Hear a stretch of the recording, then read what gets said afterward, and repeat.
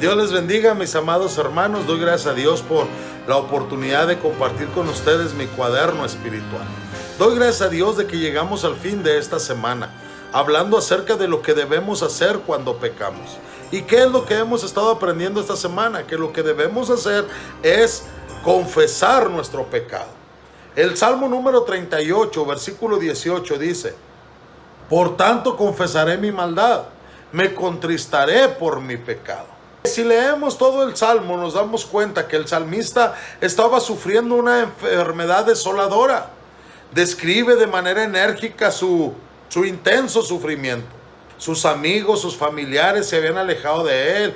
Tiene un sentido de culpa por su pecado. Sus enemigos, que también son enemigos de Dios, se aprovechan de su calamidad y entonces confiesa su pecado y pide socorro a Dios. Solamente los títulos de este salmo y del salmo número 70 contienen la palabra leazkir, que significa para conmemorar. Es la palabra que se usaba para un sacrificio memorial. Algunos piensan que estos dos salmos fueron usados junto con estos sacrificios. Otros sencillamente piensan que expresa el dolor del enfermo al traer a la memoria de Dios su sufrimiento. Pero ¿qué nos dice el salmo? Que aún a pesar del castigo de Dios, podemos recordar la misericordia de Dios. El salmista está reconociendo que su sufrimiento es a causa de su pecado. La Biblia enseña que Dios castiga al que ama. La verdad puede ser que la enfermedad venga a causa del pecado. Igualmente es clara la enseñanza de que no siempre la enfermedad es consecuencia del pecado. Para el creyente que ha conocido la comunión con Dios, la culpa de no confesar el pecado es una carga pesada. Aquí su enfermedad le hizo entender al salmista la gravedad de su pecado. Él dice: mi locura. Esto indica que su pecado y su enfermedad estaban afectando aún su estado emocional.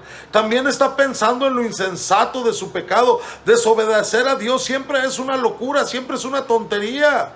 Por el fuerte dolor y la tristeza, él se encontraba encorvado y él no podía pensar en otra cosa. Siente un dolor que empieza en la espalda y se extiende por todo su cuerpo. Está tan debilitado que no puede cumplir con su trabajo y la soledad aumenta su dolor. Al principio el salmista está abriendo su corazón y al abrirse el corazón y ser franco con Dios es donde empieza la sanidad. Pero todavía le cuesta pensar claramente, porque cuando uno sufre, el apoyo de amigos y familiares es de suma importancia. Por eso el salmista encuentra que la misma enfermedad ha alejado a todos sus amigos y a su familia. Entonces su dolor se vuelve más insoportable. Este salmo debe de recordarnos a los creyentes qué valioso es nuestro apoyo cuando un hermano está sufriendo. Y para hacer peor el sufrimiento, los enemigos se aprovechaban para atacarle, para burlarse de él.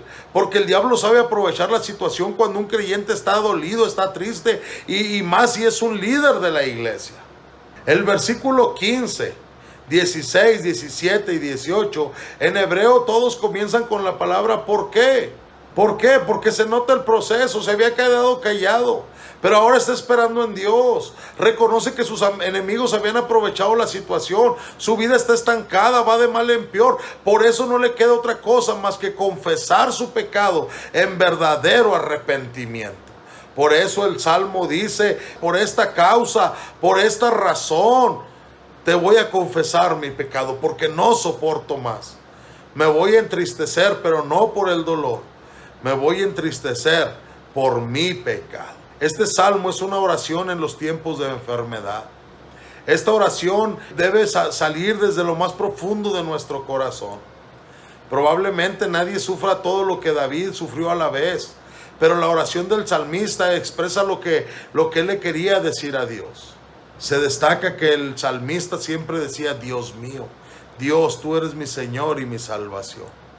Te encuentras enfermo, triste, cansado y te has dado cuenta que es a causa de tu pecado, que es a causa de tus malas decisiones. Confiésalo delante de Dios y alcanza la misericordia de Él. Que el Señor te bendiga.